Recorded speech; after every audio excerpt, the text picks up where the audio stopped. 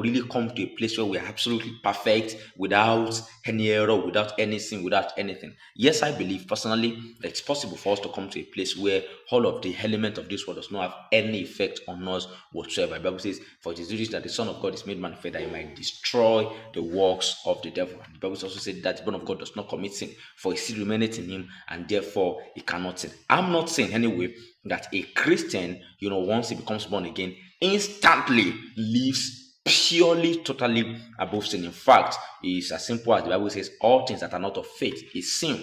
So it means it's a process, it's a journey. But I believe very vehemently, very sincerely, it's also possible to come to that place. It's possible to come into that maturity. So I'm not necessarily against the fact that word perfect also implies maturity, for us to come into that growth phase, that place where sinfulness to its farthest measure is, far, far away from us, and we are shining like Christ even in this world.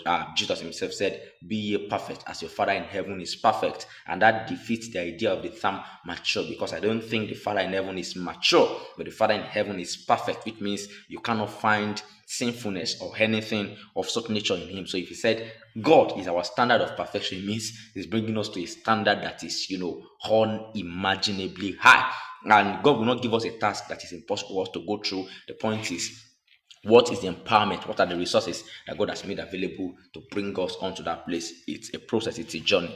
John will also say, "I write unto you that you sin not, but if any man sin, we have an advocate with the Father, Jesus Christ the righteous." So I write unto you that you sin not, but in case, which means sinfulness is just in case, not the normal deal of the day, not the where there's no place where you say, I'm just a human being, there's no way I will not commit sin. It is that your right normal state of being as a Christian is that I don't commit sin, but just in case it happened, that's not the end of your journey. We've got an advocate with the Father, Jesus Christ the righteous. If we confess our sin, he's just to forgive us and to cleanse us of all unrighteousness. So he said, "Unto a perfect man, unto the measure of the stature of the fullness of Christ." This further emphasizes the idea that where we are going is to be just as Christ, and where Christ is perfect without sin. You cannot prove with the Bible that Christ committed anything. In fact, there are various scriptures and passages of the New Testament where we say,